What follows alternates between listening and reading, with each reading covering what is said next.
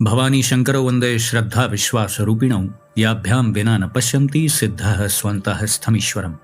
हर हर महादेव। जगत पिता Shiv YouTube channel और भगवत पथ प्रश्नोत्तरी के 19वें विशेषांक में आप सभी भगवत प्रेमी दर्शकों का हार्दिक स्वागत करता हूं। भगवान श्री पातालेश्वर महादेव जी की कृपा से आप सभी स्वस्थ सकुशल और प्रसन्न होंगे, ऐसा मुझे विश्वास है। अहमेव परब्रह्म मत्स्वरूपम कलाकलम ब्रह्मत्वादीश्वरश्चाहम कृत्यम में नुग्रहादिकम। अर्थात भगवान शिव कहते हैं, मैं ही परब्रह्म हूँ। सकल और निष्कल यानी सगुण और निर्गुण ये दोनों मेरे ही रूप हैं। मेरा स्वरूप ब्रह्म रूप होने के कारण मैं ही परमेश्वर हूँ। जीवों पर अनुग्रह आदि करना मेरा कार्य है। शिव महापुराण से लिया गया यह महत्वपूर्ण श्लोक था। आप सभी दर्शक जनों के बहुत से प्रश्न आए थे। अधिक से अधिक महत्वपूर्ण प्रश्नों को सम्मिलित करने का प्रयास किया है। अधिकांश प्रश्नों के उत्तर तो कमेंट बॉक्स में ही दे दिए जाते हैं, लेकिन कुछ प्रश्न महत्वपूर्ण होते हैं जिनका उत्तर विस्तृत होता है, तो उन्हें इस प्रश्नोत्तरी विशेषांक में हम शामिल करते हैं। तो अधिक समय नष्ट न करते हुए सीधा प्रश्नोत्तरी का क्रम प्रारंभ करते हैं। इसी क्रम में पहला प्रश्न है SK मुदगल जी का। इन्होंने पूछा है, शिव जी का नाम जाप करें या पंचाक्षरी मंत्र का जाप करें? देखिए, यदि आपने गुरु दीक्षा ले ली है और गुरुमुख से आपको मंत्र प्राप्त हो चुका है तो आप निसंदेह पंचाक्षरी मंत्र का जाप कर सकते हैं। नियम तो यह है कि इसे पवित्र आसन पर बैठ करके ही जपना चाहिए। आप चाहे माला से जाप करें अथवा ध्यानस्थ मुद्रा में जाप करें, और आपको आदेश हो चुका है कि आप हर श्वास में ही इस मंत्र का जाप करें, तो आप चलते फिरते भी इसको जप सकते हैं। लेकिन जब गुरु का आदेश हो जाए तभी ऐसा करना उचित है। यदि ऐसा आदेश नहीं है तो इस मंत्र का जाप केवल पवित्र आसन पर ही करना चाहिए। अब यदि आपको गुरु मंत्र नहीं मिला है, आप स्वयं से अपनी इच्छा से इसे जपना चाह रहे हैं, तो आप शिवालय में जा करके भगवान महादेव जी को अपना मानसिक गुरु मानते हुए उनसे इस मंत्र के जाप की अनुमति प्राप्त करें। यह एक औपचारिक प्रक्रिया है। इस औपचारिकता के बाद आप पंचाक्षरी मंत्र का जाप पवित्र आसन पर बैठ करके निश्चिंत होकर कर सकते हैं। लेकिन व्यक्तिगत रूप से आप मुझसे यह प्रश्न कर रहे हैं, इसलिए मैं आपको वही उत्तर दूंगा जो मेरी दृष्टि में उचित है। यदि गुरु मंत्र आपको प्राप्त नहीं हुआ है तो सबसे उचित है कि आप भगवान महादेव जी के किसी प्रिय नाम का जाप करें। भगवान शिव के हजारों नाम हैं, किसी एक प्रिय नाम को आप चुन लीजिए जिसके जाप में आपका मन लगता हो, जिसमें आपकी एकाग्रता स्थिर रहती हो। उसी नाम को आप अधिक से अधिक जाप करने का अभ्यास करें, चलते फिरते उठते बैठते हर परिस्थिति में, क्योंकि नाम जाप में शुद्धता अशुद्धता इन सब का बंधन नहीं होता है, और ना ही इसमें महिला पुरुष का बंधन है। ना ही ये आवश्यकता है कि आप पवित्र आसन पर बैठ करके माला ले करके ही जाप करें। नाम जाप का जब प्रभाव प्रकट होता है तो सबसे पहले यही प्रभाव देखने को मिलता है कि उस नाम जापक की भेंट किसी श्रेष्ठ मार्गदर्शक या गुरुजन से हो जाती है। अगला प्रश्न है ज्योति मीना जी का। इन्होंने प्रश्न किया है, क्या श्री राम नाम जाप करके भगवान शिव को समर्पित किया जा सकता है? नाम अर्पण करने की विधि क्या है? देखिए, भगवान शिव को श्री राम जी का नाम अत्यंत प्रिय है। शिव महापुराण में भी इस बात का वर्णन किया गया है। रामचरितमानस में भी इस विषय का वर्णन है।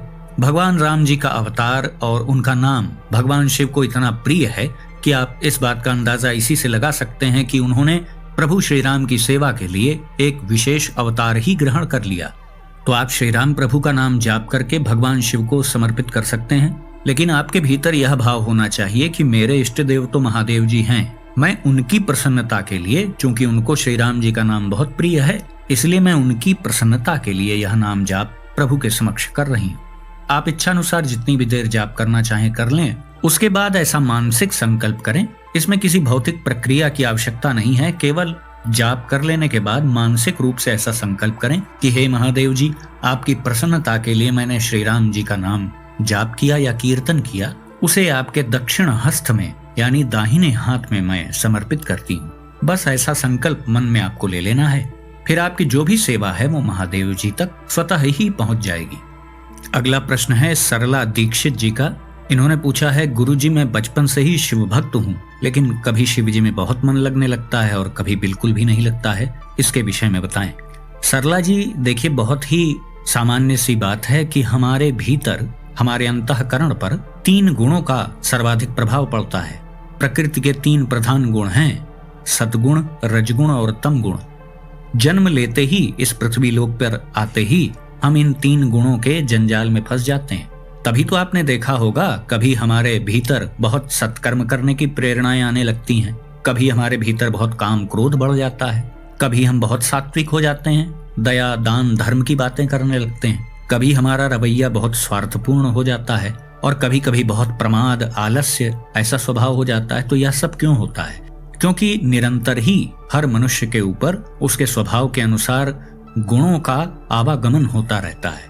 इसीलिए आपने देखा होगा बड़े बड़े महापुरुषों महात्माओं को भी क्रोध आ जाता है, क्योंकि जब तक यह शरीर है, आप कितने भी उच्च स्तर के साधक बन जाएं, सिद्ध हो जाएं, फिर भी इन गुणों का प्रभाव आपके ऊपर रहेगा, क्योंकि अभी आपने शरीर ग्रहण कर रखा है, अभी आपका शरीर छूटा नहीं है। आप भले ही सिद्धावस्था को प्राप्त हो गए हों, लेकिन शरीर का आश्रय तो आपने लिया है ना। ऐसा थोड़ी है कि आप सिद्धि प्राप्त कर लेंगे तो आप फिर शरीर की ओर से निरपेक्ष हो जाएं। नहीं, तब भी मलमूत्र के आवेग वैसे ही आएंगे, भूख वैसे ही लगेगी, नींद वैसे ही लगेगी। तो जब तक हमारा शरीर है तो हम त्रिगुणों के चक्र में तो फंसे ही रहेंगे। हाँ, इसके प्रभाव को हम एकदम न्यून कर सकते हैं। ऐसा कर सकते हैं हम कि ये हमारे ऊपर प्रभावी हों तो इनका प्रभाव बाहर प्रकट न हो, अंतःकरण तक में ही हम इन्हें सीमित कर सकते हैं। तो आपका प्रश्न है कि कभी बहुत मन लगता है, कभी बिल्कुल नहीं लगता है, तो उसका यही कारण है। सतोगुण जब बहुत प्रभाव पे रहता है तो आपका बहुत ईश्वर में मन लगेगा, उनकी कथा सुनने का मन करेगा, उनका गुणगान करने का मन करेगा। उस समय आपका मन करेगा कि महादेव जी के संबंध में कुछ ग्रंथ पढ़े जाएं, उनका नाम जाप किया जाए, कीर्तन किया जाए, परम सात्विक भावनाएं आपके अंदर आ जाएंगी। लेकिन जब रजोगुण बहुत प्रभाव में आता है तो हम सांसारिक क्रियाविधि में लिप्त हो जाते हैं। धन वैभव ऐश्वर्य भौतिक सुख साधन जुटाने की प्रक्रिया में हम सम्मिलित हो जाते हैं जब हमारे ऊपर रजोगुण प्रभाव देता है। और जब तमोगुण आता है तो हम कर्तव्य विमूढ़ के भांति आलस्य प्रमाद निद्रा व्यर्थ प्रलाप आदि करने लगते हैं। मूर्खतापूर्ण हरकतें भी इसी गुण के कारण होती हैं। तो गुण हमारे ऊपर आए लेकिन अपना प्रभाव बाह्य रूप से दिखा ना पाए, तो उसके लिए केवल और केवल एक उपाय है, और वह है हर श्वास में अपने इष्ट देव के नाम का जाप करना। अपनी हर श्वास को ही आप शिवमय बना दें तो आने वाले सतगुण रजगुण तमगुण आपके भीतर आएंगे। लेकिन आपके अंदर यह योग्यता भी आ जाएगी कि बाह्य रूप से आप उस गुण का प्रदर्शन करना चाहेंगे तभी वो होगा, अन्यथा वह आपके अंतःकरण तक ही सीमित रहेगा।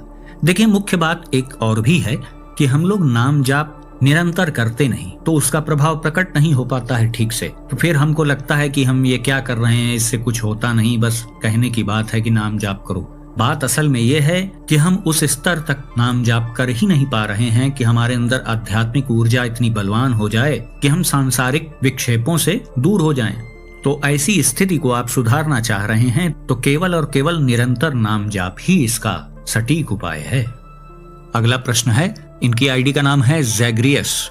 इनका प्रश्न है कि यदि हम पाठ कम मात्रा में करें लेकिन पूरे भक्ति भाव के साथ हर श्लोक का अर्थ समझते हुए पाठ करें तो क्या स्तोत्र सिद्ध हो पाएगा या अधिक पाठ करने पर ही सिद्ध होगा?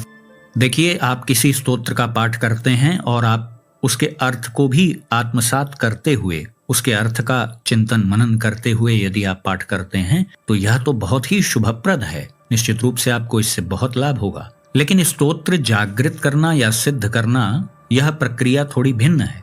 इसमें आपको निश्चित संख्या में संकल्प लेकर के फिर पाठ करना पड़ेगा। चाहे तो आप अनुष्ठान के रूप में भी कर सकते हैं या दैनिक रूप से भी कर सकते हैं। बहुत से लोग ऐसे भी हैं जो किसी एक स्तोत्र का ही लंबे समय से पाठ करते चले आ रहे हैं। 20 साल 25 साल 30 साल हो गए उन्हें, प्रतिदिन वो अपने पूजा पाठ के समय उस स्तोत्र का पाठ करते हैं। तो इतने लंबी अवधि तक पाठ करने से वह स्तोत्र निश्चित रूप से जागृत हो जाएगा। लेकिन सबके पास इतना वक्त और समय आज के युग में है नहीं कि 20 25 30 साल तक वो प्रतीक्षा करें, ना ही इतना धैर्य है किसी के पास। तो उसके लिए ही विधि बताई गई है कि आप अनुष्ठान के रूप में किसी स्तोत्र का पाठ कर सकते हैं निश्चित संख्या में, और वह अनुष्ठान भी आपके ऊपर आपकी सुविधा अनुसार है। उदाहरण के लिए, जैसे आप श्री रुद्राष्टकम का पाठ करना चाह रहे हैं और आपने ऐसा संकल्प लिया है कि मैं 1100 पाठ करूंगा, तो आप यदि 11 दिन की साधना कर रहे हैं तो प्रतिदिन आपको 100 पाठ करने पड़ेंगे। और ये भी ध्यान रखें, यदि आप अनुष्ठान पूर्वक इस क्रिया विधि को करते हैं तो आखिरी दिन आपको पूर्णाहुति हवन भी अवश्य करना पड़ेगा, और जितने पाठ आपने किए हैं उसका दशांश हवन होगा। आपने 1100 पाठ किए हैं तो आपको उस स्तोत्र की 110 आहुतियां देनी पड़ेंगी। यदि आपके पास समय कम है तो आप इस साधना को 11 दिन से बढ़ा करके 21 दिन कर दीजिए, और आपके पास समय कम है तो आप 41 दिन की साधना कर लीजिए।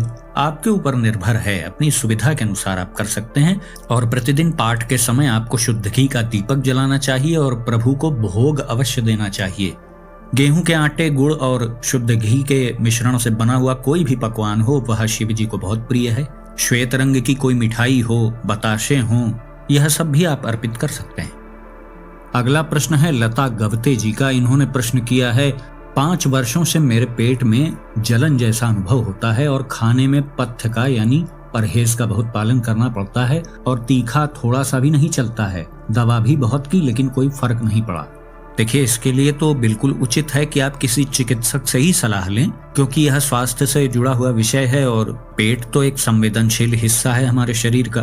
तो आप पूजा पाठ तो करें ही जो कर रहे हैं आप, लेकिन साथ में चिकित्सक से इसके लिए परामर्श आप अवश्य लें। आप ये भी कह रहे हैं कि बहुत सी दवाएं की गई, उससे कोई लाभ नहीं हुआ, तो देखिए इसका मूल कारण भी आप समझिए। पूर्व जन्म के जो संचित कर्म हैं हमारे, उनके ही द्वारा सबसे पहले हमारे सूक्ष्म शरीर में कोई रोग उत्पन्न होता है। सूक्ष्म शरीर में पहले वह रोग प्रकट हो जाता है, बाद में वह हमारे भौतिक शरीर में परिलक्षित होता है। यह बिल्कुल फैक्ट बात है। किसी को आज कोई गंभीर रोग हुआ है तो उसके सूक्ष्म शरीर को वह पहले ही हो चुका है और इसके मूल में पूर्व के संचित पाप कर्म ही होते हैं। इसीलिए तो आपने देखा होगा कि बड़े बड़े महापुरुष जो सिद्धावस्था को पहुंच चुके हैं, वो भी बड़े बड़े रोगों को लेकर के घूम रहे हैं। हाँ, यह अवश्य है कि प्रभु की कृपा से उनका वह असाध्य रोग उनकी दिनचर्या में कोई बाधा उत्पन्न नहीं कर पाता है। चूंकि वह कर्मों के प्रारब्ध भोग के रूप में सामने आया है तो वह शरीर पर आएगा अवश्य, क्योंकि मैं पहले भी बहुत वीडियो में बता चुका हूँ कि प्रारब्ध कर्म कमान से छूटा हुआ तीर है, वह वापस तो नहीं लौट सकता है। उसकी गति को हम न्यून से न्यून कर सकते हैं।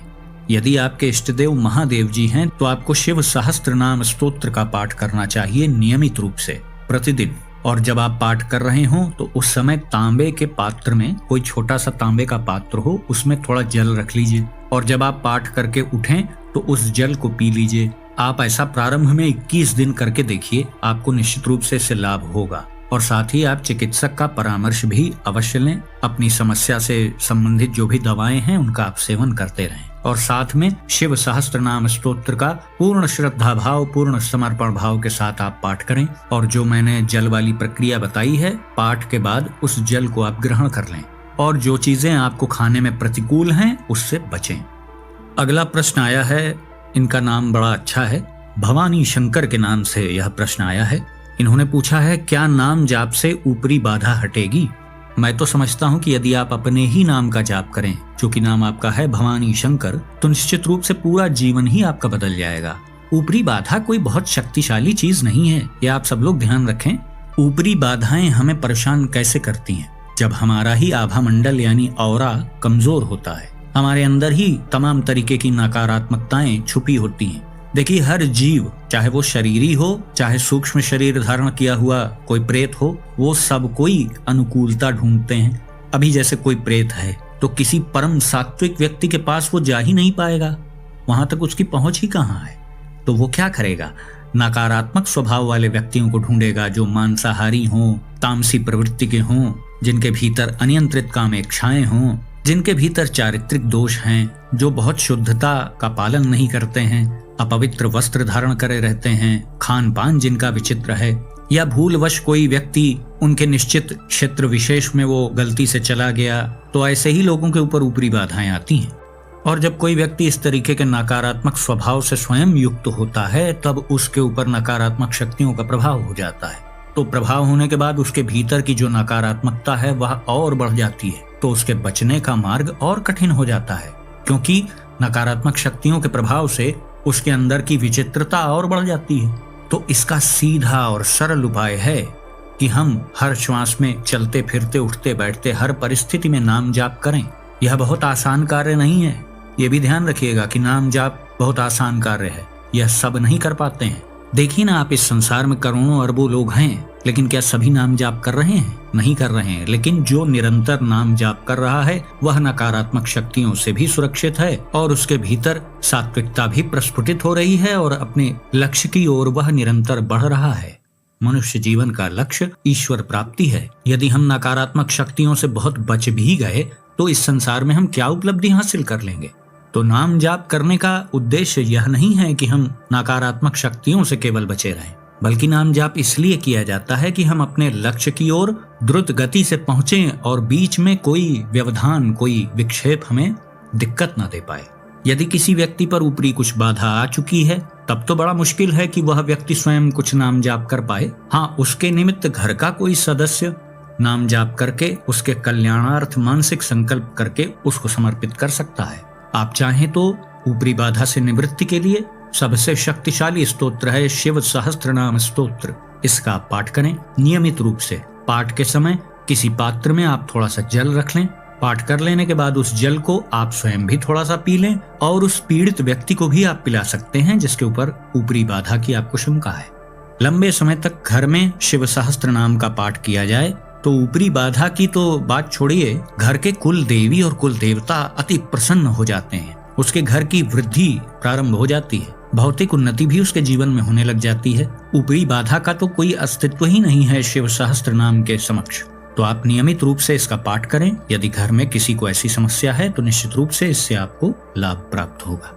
अगला प्रश्न है विशाल मलिक जी का। इन्होंने पूछा है, मैं शिव उपासक हूँ और सांब सदा शिव नाम जाप करता हूँ। मुझे पता चला कि महादेव नाम जाप भी शिव जी को प्रिय है, तो यदि महादेव नाम जाप मैं करूंगा तो माता अम्बा नाराज तो नहीं हो जाएंगी? विशाल जी, आप महादेव नाम का जाप भी कर सकते हैं। आप माता पार्वती जी और भगवान सदाशिव जी को भिन्न क्यों समझ रहे हैं? शिवलिंग में भी आप देखिए, लिंग भगवान शिव का प्रतीक है और जो अर्घा जिसे जलाधारी कहते हैं वह माता पार्वती का प्रतीक है। शिव नाम में भी भगवान सदाशिव और माता आदिशक्ति का नाम विद्यमान है। प्रमाण के लिए यह श्लोक आप सुने। शम नित्यम सुखम आनंदम इकारः पुरुषः स्मृतः वकारः शक्तिरमृतम मेलनम शिव उच्यते। उसी प्रकार से यदि आप महादेव जी का नाम जाप करते हैं तो महादेव जी माता पार्वती जी से अलग थोड़ी हैं। महादेव जी का नाम जाप करना भी बहुत ही पुण्यदायी है। इसके संबंध में ब्रह्म वैवर्त पुराण में कहा भी गया है, महादेव महादेवम महादेवेति यो वदेत एकेन मुक्तिमाप्नोति द्वाभ्याम शंभु ऋणी भवेत्। अर्थात यदि कोई महादेव महादेव महादेव इस तरह से 3 बार जाप करता है तो एकेन मुक्तिमाप्नोति, तो भगवान शिव उसे एक नाम के प्रभाव से ही मुक्ति प्रदान करते हैं और द्वाभ्याम शंभु ऋणी भवेत्, और जो 2 बाकी के महादेव महादेव नाम आपने लिए उससे वो सदा सदा के लिए आपके ऋणी हो जाते हैं। ऐसा शास्त्रों में वर्णन है। तो मैंने आपको शास्त्रोक्त उदाहरण भी दे दिए। भगवान शिव के जितने भी नाम हैं, सहस्त्रों नाम हैं उनके, वो हर नाम आपका कल्याण करने का सामर्थ्य रखता है। आपको महादेव नाम प्रिय है तो आप उसी का जाप करें। आपको सांब सदा शिव नाम प्रिय है तो आप उसका जाप कर सकते हैं। आपको शिव नाम प्रिय है तो आप शिव नाम जाप कर सकते हैं। सभी नाम आप जो चाहते हैं, जो आपकी चाहने की सीमा है, उससे भी अधिक उपलब्धि आपको दे सकते हैं। तो आप श्रद्धानुसार किसी भी प्रिय नाम का जाप कर सकते हैं। अगला प्रश्न है अमित जांगीड़ जी का। इन्होंने कहा है, मैं घर के गार्डन में गमले में शिवलिंग रखता हूँ, तो क्या यह उचित है? उसमें पानी बहने के लिए छेद कर सकता हूँ क्या? देखिए, यह प्रश्न तो इस विशेषांक में सम्मिलित करने योग्य ही नहीं है और इस योग्य भी नहीं है कि इसका उत्तर दिया जा सके, लेकिन फिर भी मैंने इसे प्रश्नोत्तरी के विशेषांक में शामिल किया और इसका उत्तर भी दे रहा हूँ, केवल इसलिए कि अन्य कोई दर्शक कभी फिर ऐसा प्रश्न ना करें और ऐसी त्रुटि करने का साहस भी ना करें। आप स्वयं विचार करें, आप कह क्या रहे हैं कि आपने गार्डन में गमले में शिव जी को स्थापित कर दिया है, तो आप स्वयं भी गार्डन में ही रहते हैं और आप पूर्ण आत्मविश्वास से यह प्रश्न भी कर रहे हैं। हो सकता है आपके पास स्थान की कमी हो, तो किसने कहा है कि आप शिवलिंग रख लीजिए? मत रखिए। यदि आपके पास उचित व्यवस्था नहीं है तो आप केवल चित्र ही प्रभु का रख लीजिए या कोई छोटी प्रतिमा आप रख लीजिए, लेकिन शिवलिंग को आप गार्डन में गमले में रखे हुए हैं, ये कहाँ से उचित है? आप बताइए। मुझे तो आश्चर्य है कि आप यह प्रश्न इस चैनल पर पूछ कैसे पा रहे हैं। कोई भी श्रेष्ठ शिव भक्त होगा तो क्या वो गार्डन में गमले में शिव जी को रखेगा? आप इसमें यह तर्क नहीं दे सकते हैं कि मेरे पास जगह नहीं है। आपके पास जगह नहीं है तो आप मत रखिए। किसने कहा है कि आप शिवलिंग रख करके उसका अपमान करें? आपके पास एक ही कमरा है, आप जहाँ रहते हैं वहां रखिए शिवलिंग, कोई दिक्कत नहीं है। लेकिन उन्हें चौकीदार की तरह आप गार्डन में रखे हुए हैं, यह बिल्कुल भी उचित नहीं है, बल्कि अपमानजनक प्रक्रिया है ये। तो इससे आप बचें। उस शिवलिंग को आप ससम्मान अपने पूजा गृह में स्थापित करें।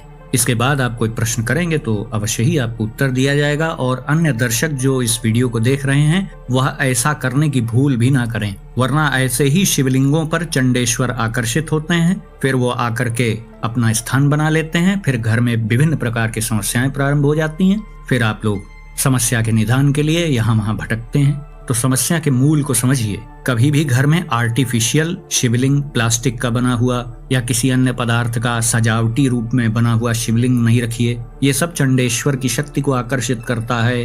पहले भी ये सब बातें मैं वीडियो में बता चुका हूँ। यदि आपके घर में कोई ऐसा शिवलिंग है जो खंडित हो चुका है और आप उसकी पूजा कर रहे हैं, तो भी यह नकारात्मक शक्तियों को बहुत तेजी से आकर्षित करता है। शिवलिंग कितना भी सुंदर हो, सुडौल हो, सब कुछ अच्छा हो, लेकिन उसे आपने ससम्मान रखा नहीं है, जैसे ये भाई साहब गार्डन में रखे हुए हैं, तो इससे भी नकारात्मक शक्तियां आकर्षित होती हैं। और मैं तो यहाँ तक कह रहा हूँ कि यदि आप एक ही कमरे में रहते हैं तो उसी कमरे में भी आप उस शिवलिंग को रख सकते हैं। श्रेष्ठ भक्त तो वही है जो स्वयं जो खाए वही प्रभु को भी खिलाए। जिस अवस्था में वो स्वयं रहे वैसे ही प्रभु को भी रखे। ऐसा थोड़ी ना है कि आप अपने ही रहने वाले कमरे में शिवलिंग रख लेंगे तो प्रभु आपसे नाराज हो जाएंगे। आप उनसे कहिए आपको बहुत दिक्कत हो रही है, आप व्यवस्था कराइए और बड़ा घर दिलवा दीजिए मुझे। तो बात उनके दिल तक पहुंच गई तो पक्का फिर बड़ा घर भी आपको दिला देंगे। लेकिन शिवलिंग का सम्मान करें। आप यदि समर्पित शिव भक्त हैं तो आपको अपने से भी अधिक सम्मान शिवलिंग का और शिव जी के विग्रह का, उनके चित्रों का करना चाहिए। अगला प्रश्न है विकास आचार्य जी का। इन्होंने पूछा है, क्या जलाभिषेक के बाद शिवलिंग पर पीले चंदन से राम नाम लिख सकते हैं? विकास जी, आप बिल्कुल लिख सकते हैं। शिवलिंग पर तो श्री राम जी का नाम लिख करके उनका श्रृंगार भी किया जाता है, तो आप पीले चंदन से लिखें या श्वेत चंदन से लिखें, आप बिल्कुल लिख सकते हैं। और महादेव जी के सम्मुख आप श्री राम नाम का कीर्तन भी कुछ देर करें तो उससे भी वह बहुत प्रसन्न होते हैं। अगला प्रश्न है डॉक्टर ज्योति सोनी जी का। इन्होंने कहा है कि भोलेनाथ जी की भक्ति से मैंने अपने जीवन में बहुत सुखद परिवर्तन देखे हैं। अब स्थिति यह है कि अगर किसी की भी दुख भरी बातें सुनती हूँ तो सभी को शिव नाम जाप और उनकी भक्ति करने की बातें बताती हूँ। कोई उन बातों को सीरियस लेता है और कोई बिल्कुल भी नहीं लेता है। तो क्या ऐसे में मुझे सबको ऐसी एडवाइस देना उचित है कि नहीं? बाद में कभी कभी पछतावा भी होता है कि सभी मेरी बातों को समझ नहीं पाते हैं। कृपया आप मेरा मार्गदर्शन करें। ज्योति जी, आप गलत मार्ग को चुन रही हैं, इसीलिए आप भ्रमित हैं। जब कोई व्यक्ति जिज्ञासा प्रकट करे अध्यात्म से संबंधित जानकारी के लिए, तभी उसके समक्ष यह सब बातें प्रकट करनी चाहिए। इसीलिए आप देख लीजिए, बड़े बड़े जो भी धर्मशास्त्र हैं, बड़े बड़े जो ग्रंथ हैं, उनके अंत में यह बात अवश्य लिखी होती है कि श्रद्धावंत व्यक्ति के समक्ष ही इस बात को आप प्रकट करें, क्योंकि अश्रद्धावंत व्यक्ति इसको सुनेगा तो केवल मजाक उड़ाएगा, या हो सकता है आपके मुंह पर वो ऐसा ना करे, पीठ पीछे आपका मजाक बनाए। तो इससे दो नुकसान हैं। एक तो आपका मनोबल भी टूटेगा, दूसरा कहीं ना कहीं यह एक नामापराध के जैसा है। आप ही की वजह से वह प्रभु को अनर्गल उल्टा सीधा कहे तो यह उचित तो है नहीं। जब कोई व्यक्ति अपना दुख दर्द आपसे शेयर करे तो आप सामान्य रूप से उसके शुभ चिंतक के जैसा आप व्यवहार करें, उसे आप सलाह दे सकते हैं, या उसे आप ऐसे कह सकते हैं कि मेरे संज्ञान में कुछ ऐसे उपाय हैं जो आप चाहो तो मैं आपको बता सकता हूँ। तो पहले उसका रुख आप देखें कि वो चाह क्या रहा है। कोई आपसे अपना दुखड़ा रो रहा है तो सुनने में बुराई नहीं है, उसको दिलासा देने में भी कोई बुराई नहीं है, लेकिन आप अपने आध्यात्मिक अनुभव उससे शेयर न करें। क्योंकि देखिए, यह बात भी बिल्कुल सत्य है कि सबके संचित पाप कर्म अलग अलग हैं, भिन्न भिन्न हैं, अलग अलग मात्राओं में हैं। हो सकता है कि आपने 1.25 लाख नाम जाप करके बहुत उपलब्धि हासिल कर ली हो, लेकिन कोई 10-20 लाख नाम जाप करने पर भी वह स्थिति नहीं प्राप्त कर पा रहा है। तो सबके कर्मों का लेखा अलग अलग है। आप किसी को प्रेरित मत करें भक्त बनने के लिए, यह कार्य आपका है ही नहीं। भगवान ने आपको इस कार्य के लिए मनुष्य देह नहीं दिया है। मनुष्य देह तो अपने उद्धार के लिए प्राप्त होता है। यदि कोई व्यक्ति दलदल में डूब रहा है तो आप स्वयं दलदल में कूद करके उसे बचा नहीं सकते हैं, बल्कि उससे पहले आपकी हानि हो जाएगी। तो इसलिए सर्वश्रेष्ठ मार्ग है कि पहले स्वयं दृढ़ स्थान पर खड़े रहो, तब दूसरे की मदद करो। तो किसी को भी आप भक्ति करने के लिए प्रेरित करें तब जब वो जिज्ञासा प्रकट करे, तब उस पर भी संकोच करते हुए ही उसे बातें बताएं। जैसे अपना गुप्त धन का भंडार कोई किसी को दिखाता है क्या, उसी प्रकार से उसके मिजाज को समझते हुए बातों को प्रकट करें, जिससे कल को वो आपकी बातें ना माने तो आपको कष्ट भी ना हो। कोई आपसे जिज्ञासा प्रकट भी करे तो आप इसी भाव से उसको बताएं कि प्रभु की प्रेरणा से वह मुझसे पूछ रहा है तो मैं उसे उचित मार्ग बता दे रहा हूँ। वो उसे फॉलो करता है तो वो जाने, नहीं करता है तो वो जाने।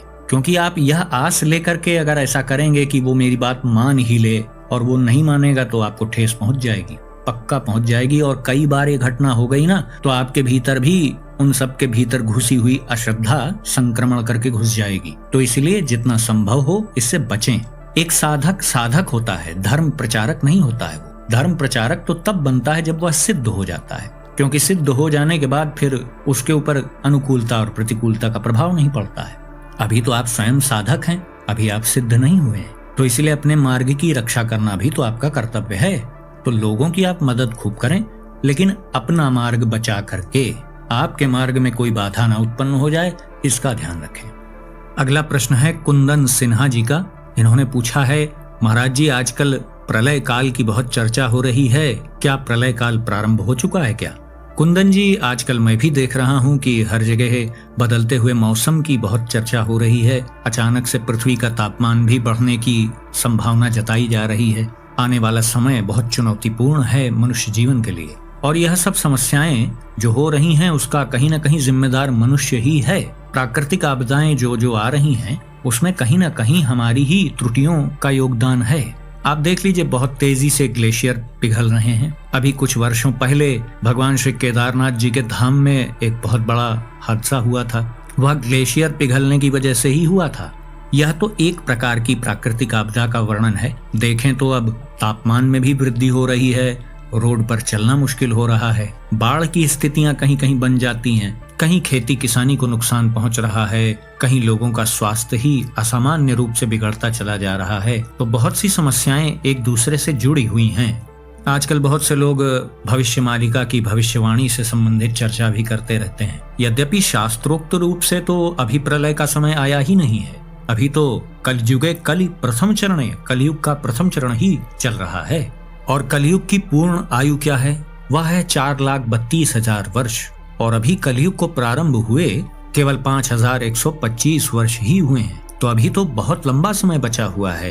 अभी तो 50,000 वर्ष भी नहीं हुए हैं, 10,000 वर्ष भी नहीं हुए हैं। तो शास्त्रोक्त दृष्टि से तो यह नहीं कहा जा सकता है कि यह प्रलय का समय है। चूंकि आपने शास्त्रोक्त दृष्टि से इसका उत्तर मांगा है तो मैं वही देने के लिए विवश हूँ। हो सकता है वर्तमान में स्थितियां बड़ी विचित्र दिखाई दे रही हों। कलिकाल जब समाप्त होगा, प्रलय काल जब प्रारंभ होगा, तो कुछ ऐसे चिन्ह हैं जो प्रकट होंगे। जैसे कलयुग के अंत में पृथ्वी से गंगा लुप्त हो जाएंगी। गंगा जी ने भागीरथ जी से कहा था, जब तक गुरु, आकाश, देवता एवं तुलसी की इस पृथ्वी पर पूजा होगी तब तक मैं तुम्हारे चले हुए मार्गों में पृथ्वी पर रहूंगी। तो शास्त्रोक्त दृष्टि से तो अभी ऐसा नहीं दिख रहा है कि प्रलय काल प्रारंभ होने वाला है।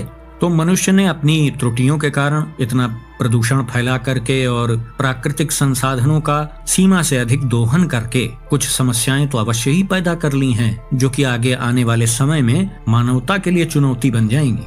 चाहे वो मनुष्य हो, चाहे वो थलचर प्राणी हो, चाहे नभचर हो, चाहे जलचर हो, सबके लिए चुनौतियां उत्पन्न हो रही हैं। तो समय अभाव के कारण हम इतने ही प्रश्न ले पाए। आशा करता हूं जो भी प्रश्नों के उत्तर आपको दिए गए उससे आपका उचित मार्गदर्शन हुआ होगा। यदि वीडियो आपको पसंद आया तो इसे लाइक करें, अपने मित्रों बंधु बांधवों के साथ शेयर करें। यदि इस चैनल का वीडियो आप पहली बार देख रहे हैं तो कृपया इस चैनल को भी सब्सक्राइब करें और बेल आइकन को भी अवश्य प्रेस कर दीजिएगा।